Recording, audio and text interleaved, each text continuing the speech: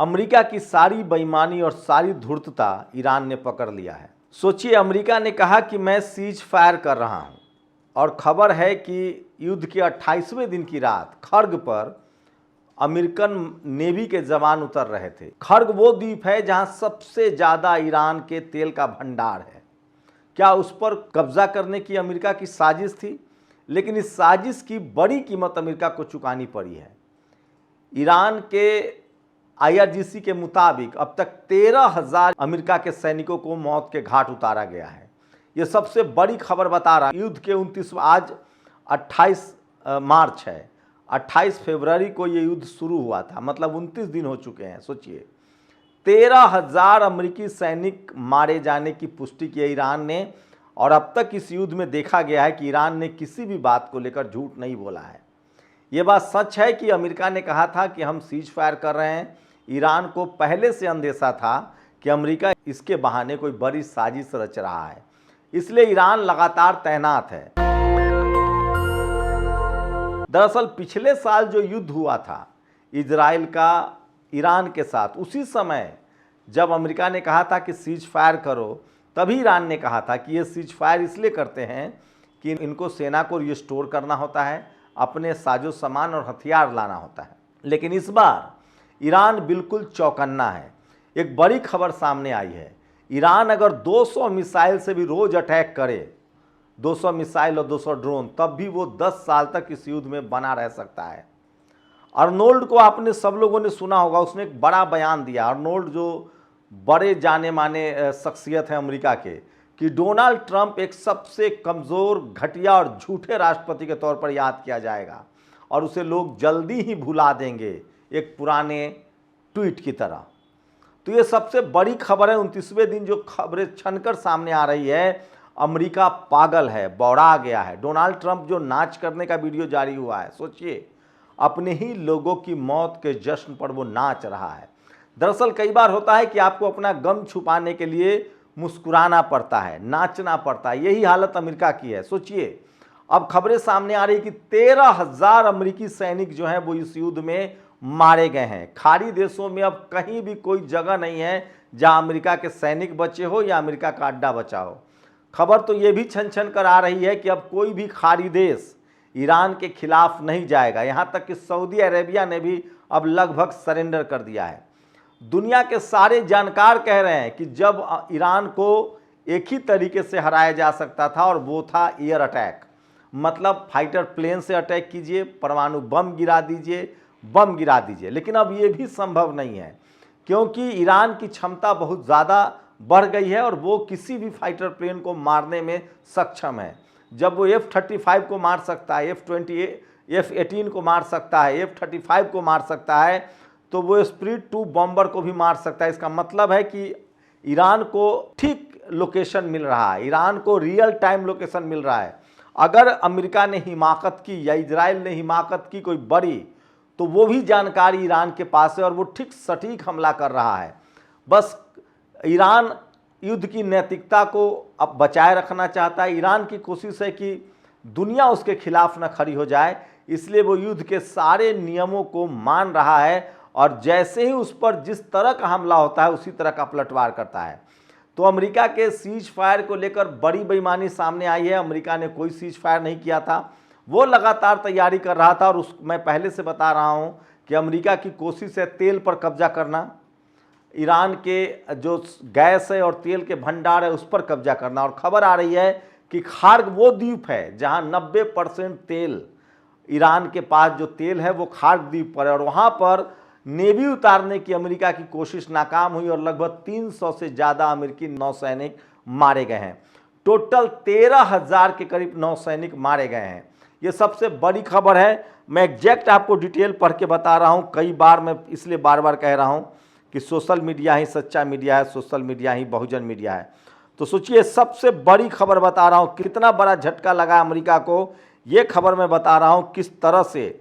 ये सबसे बड़ी खबर है जो सोशल मीडिया पर वायरल है कि ईरान के सामने अमेरिका के 13,000 सैनिक जो है अब मारे गए हैं। ये वो खबर है जिसकी कल्पना भर से दुनिया हैरान है और सकते में है। ये सबसे बड़ी खबर है जो मैं आपको बता रहा हूं, पूरा डिटेल में दे रहा हूं, जो खर्ग द्वीप पर कल रात हुई है। अमेरिकी सैनिकों के बड़े नुकसान का ईरान ने दावा किया। ईरानी सेना के प्रवक्ता ने कहा, क्षेत्र के हमलों के दौरान 500 अमेरिकी सैनिक मारे गए और घायल हुए हैं। अगर ऐसे हालात ही रहे तो ये इलाका अमेरिकी सैनिकों के लिए कब्रिस्तान बन जाएगा। वैसे अमेरिकी आधिकारिक आंकड़ों के मुताबिक अब तक करीब 300 सैनिक घायल हुए हैं, लगभग 13,000 प्लस सैनिकों की मौत हुई है। वहीं अब्राहम लिंकन पर फिर से बड़ा हमला हुआ है और लोग उसकी तस्वीरें जो हैं वो शेयर कर रहे हैं। हम तस्वीरें आपको नहीं दिखा रहे हैं क्योंकि ज़्यादातर तस्वीरें जो है वो AI से शेयर किया जा रहा है। तो ये सोचिए, अब तो सरकार जो है वो सोशल मीडिया प्लेटफॉर्म भी बंद कर रही है, भारत में आपको दिखाने ही नहीं देंगे। उसके बावजूद मैं वो तमाम बड़ी खबरें दिखा रहा हूँ आपको कि किस तरह से कल रात अमेरिकी सैनिक मारे गए हैं। खर्ग द्वीप पर कब्जा करने का उसका जो पूरा जो मंसूबा था वो फेल हुआ है। ईरान का दावा है ड्रोन और मिसाइल के बड़े हमलों में बड़ी संख्या में अमेरिकी मरीन मारे गए हैं। मरीन मतलब होता है नेवी के जवान, जो जल सेना होता है उसके जवान मारे गए हैं। वहीं बड़ी खबर ये भी है कि ईरान ने साफ कहा है, ईरान के अधिकारियों का सार्वजनिक बयान आया है कि अगर हम हर दिन 200 मिसाइल और ड्रोन लॉन्च करें, 200 मिसाइल और 200 ड्रोन, तब भी हम 10 साल तक हमारा भंडार खत्म नहीं होगा। ये सबसे बड़ी खबर बता रहा हूँ जो सोशल मीडिया पर वायरल है और पूरी दुनिया सकते में है। और ईरान को लेकर सबसे बड़ी खबर आ रही है कि किस तरह से युद्ध विराम में धोखा देकर अमेरिकी सेना ने रात में ईरान के खर्ग द्वीप पर उतरने की एक असफल कोशिश की, जिसके दौरान कई अमेरिकी मरीन सैनिकों को ईरान द्वारा पकड़ लिया गया है। तो ये सबसे बड़ी खबर है और सबसे भयानक खबर है कि क्या सीज फायर के बहाने अमेरिका कोई बड़ी चाल चल रहा था जिसको ईरान ने नाकाम कर दिया है। ये सबसे बड़ी खबर है जो मैं आपको बता रहा हूं, जो सोशल मीडिया पर वायरल है। और बहरीन में अमेरिकी 5th फ्लीट के मुख्यालय के औद्योगिक परिसर में भीषण आग लगी हुई है। वहीं एक और बड़ी खबर आई है, स्विट्जरलैंड ने कहा है कि अमेरिका दुनिया का सबसे बेईमान देश है और उसने हमारे पैसे रख लिए हैं। दरअसल F-35 और F-18 प्लेन के लिए स्विट्जरलैंड ने अमेरिका को पैसे दिए थे, साथ ही उसे पैट्रियट मिसाइल भी चाहिए था, लेकिन मिसाइल का भंडार अब अमेरिका का ख़त्म हो गया है। तो उसने कहा कि हम अब मिसाइल नहीं दे सकते हैं चूँकि हम युद्ध में हैं। तो स्विट्जरलैंड ने कहा कि आप अगर हमें मिसाइल नहीं देंगे तो हम पेमेंट नहीं करेंगे। उसके बाद जो उसने फाइटर प्लेन के लिए पैसे दिए थे वो पैसा अमेरिका ने रख लिया है। ठीक यही हालत ईरान के साथ कभी हुआ था। इंग्लैंड ने हथियारों का जो एडवांस डिलीवरी हुई थी उस पैसों को रख लिया था, उसके बाद ही ईरान ने तय किया था कि हम अपना ही हथियार बनाएंगे। तो सबसे बड़ी खबर है, युद्ध के 28वें दिन की रात बड़ी घटना हुई है और नेवी के जवान, अमेरिका के 300 नेवी के जवान मारे गए हैं। वहीं बहुत सारे हिरासत में लिए गए हैं। अमेरिका से खबरें छन छन कर लगातार आ रही थी कि सीज फायर के बहाने अमेरिका कोई बड़ी तैयारी कर रहा है और वो एक बड़ा ऑपरेशन चला सकता है ज़मीन पर। तो अब खबरें आ रही कि खर्ग द्वीप पर अमेरिकी सेना के जवान उतर रहे थे, जिनको ईरान ने नेस्तनाबूद कर दिया है, मार डाला है, साथ ही अरेस्ट भी किया है, गिरफ्तार भी किया है। तो ईरान की नज़र चप्पे चप्पे पर है। ईरान बहुत ही होशियार है, सतर्क है, सावधान है और दुनिया को पता है कि जो सैटेलाइट की जो इन्फॉर्मेशन है, रियल टाइम इन्फॉर्मेशन जो है वो हम ईरान को चीन और रूस से मिल रहा है और इसलिए उसके सारे हमले सटीक बैठ रहे हैं। फिर से एक बड़े युद्धपोत जो कि हॉर्मुज स्ट्रीट की तरफ बढ़ रहा था उस पर भी बड़ा हमला हुआ है। तो युद्ध लगातार बड़ा होता जा रहा है। अमेरिका सब कोशिश करके देख चुका है लेकिन उसे कामयाबी नहीं मिल रही है। वहीं इजराइल के लिए लेबनान फिर से मौत का सौदागर साबित हुआ है और ख़ासकर फ़िलिस्तीन में लगातार उसके मरकेबा टैंक को उड़ाया जा रहा है और कम से कम एक दर्जन टैंक और उसके सैन्य गाड़ियों को उड़ाया जा रहा है। तो इजराइल के लिए बड़ा झटका है। फ़िलिस्तीन में उसके सैनिक लगातार मारे जा रहे हैं, उसके टैंक लगातार गिराए जा रहे हैं। वहीं अमेरिका की कोई भी चाल कामयाब नहीं हो रही है। खाड़ी देशों में ये बड़ी खबर है कि सऊदी अरेबिया ने लगभग तय कर लिया है कि वो ईरान के खिलाफ युद्ध में नहीं जाएगा। कतर ने पहले ही सरेंडर कर दिया था, तुर्की ने पहले ही कह दिया था कि हम भाईचारा ख़त्म नहीं करेंगे। वहीं ईरान ने भी कहा है कि हम किसी भी इस्लामिक कंट्री पर हमला नहीं करना चाहते हैं, बस शर्त इतनी है अमेरिका को इजाज़त न दी जाए। तो धीरे धीरे युद्ध के 29 दिनों बाद, 28 दिन और 29 दिन के बीच की बात बता रहा हूँ कि ये लगभग तय हो गया है कि अब खाड़ी देश ईरान पर हमला नहीं करेंगे क्योंकि अगर हमला करना होता तो लगभग 1 महीना इस युद्ध को पूरा होने वाला है, अब तक हमला हो गया होता। लेकिन खाड़ी देशों को लगता है कि ईरान पर अगर हम हमला करेंगे तो हमारा पूरा इंफ्रास्ट्रक्चर ध्वस्त हो जाएगा, क्योंकि ईरान ने साफ कह दिया है कि हमारे पास 200 ड्रोन और 200 मिसाइल रोज़ अगर हम चलाएं तो भी हम 10 साल तक लगातार युद्ध लड़ सकते हैं। और ज्योग्राफी ऐसा है, इस तरह के बनावट है ईरान का कि पहाड़ों से घिरा है ईरान, वहाँ आप पैदल सेना जा नहीं सकते हैं। और वो एक स्लॉटर हाउस बोला जाता है, ईरान को स्लॉटर हाउस बोला जाता है। अगर आप दुश्मनी करके ईरान जाएंगे तो आपके लिए वो स्लॉटर हाउस है। चारों तरफ से घिरा हुआ है, 20 लाख से ज़्यादा ईरान के पास अपनी फ़ौज है। और अब तकनीक के हिसाब से देखें तो 200 ड्रोन और 200 मिसाइल्स रोज़ अगर वो दागता है दुश्मन देश पर, उसके बावजूद 10 साल तक लड़ सकता है। और इस तरह की तैयारी खाड़ी देशों की भी नहीं है, अमेरिका की भी नहीं है। इसीलिए ईरान इस युद्ध में सबसे ज़्यादा आगे है, ड्राइविंग सीट पर है। वहीं खार्क द्वीप पर जो कब्जा करने की कोशिश है वो नाकाम हुआ है। साथ ही ईरान के ने खुलासा किया, ईरान ने अब तक जो भी बातें कही है सच कही है। खामनेई की शहादत को भी ईरान ने नहीं छुपाया, कहा कि हाँ वो शहीद हुए हैं। लारी जो मारा गया उस पर भी ईरान ने झूठ नहीं बोला, कहा कि हाँ मारा गया है। तो युद्ध में वो छल प्रपंच से बिल्कुल दूर है। जबकि इजराइल और मोसाद का तो पूरा तरीका ही छल प्रपंच पर है। इजराइल और मोसाद ने लगातार कोशिश की कि ईरान को फंसाया जाए। पहले इन लोगों ने कुछ खाड़ी देशों के रिहायशी इलाकों पर हमला किया और ईरान को बदनाम करने की कोशिश की।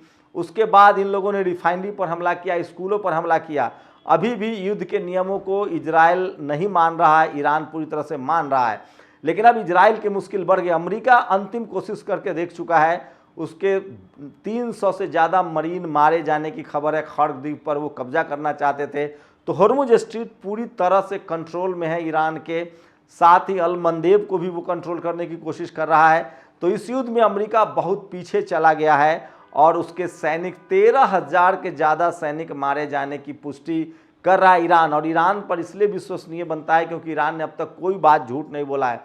धीरे धीरे खबरें छनकर आ रही है और इससे साफ है कि इस युद्ध में अब ईरान बड़ी लीड ले रहा है और अमेरिका पीछे हट रहा है। खाड़ी देश बिल्कुल हमला नहीं करेंगे क्योंकि ये तय हो चुका है, 1 महीने का समय निकल चुका है। खाड़ी देशों को लगता है कि हम दूसरे के युद्ध क्यों इसमें हम शामिल हों।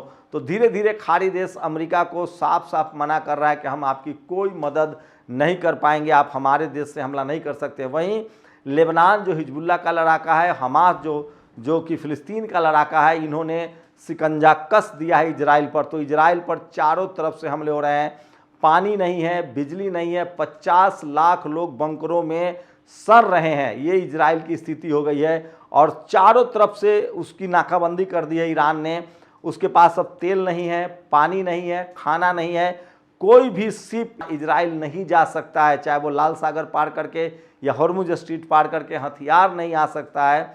तो इस तरह से पूरी तरह से नाकाबंदी कर दी है ईरान ने इजराइल की चारों तरफ से। वहीं रूस हो, वियतनाम हो या चीन हो, तमाम देशों की मदद ईरान को पहुंच रही है। खाड़ी देशों ने भी अब लगभग अमेरिका से कन्नी काटना शुरू कर दिया है। सऊदी अरबिया वो लास्ट देश था, कतर पहले ऐलान कर चुका है, इराक आज़ाद हो चुका है। सीरिया हो, जॉर्डन हो, ओमान हो, ये तमाम देशों की क्षमता नहीं है लड़ने की।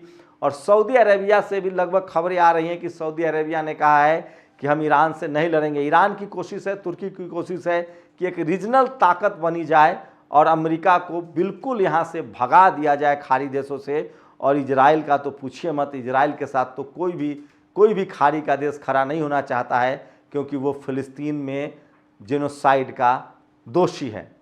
तो ये था खबर के सबसे बड़ा अपडेट कि 13,000 अमेरिकी सैनिक अब तक इस युद्ध में 1 महीने में जान गंवा चुके हैं। आज तक इतना बड़ा नुकसान कभी अमेरिका को नहीं हुआ था।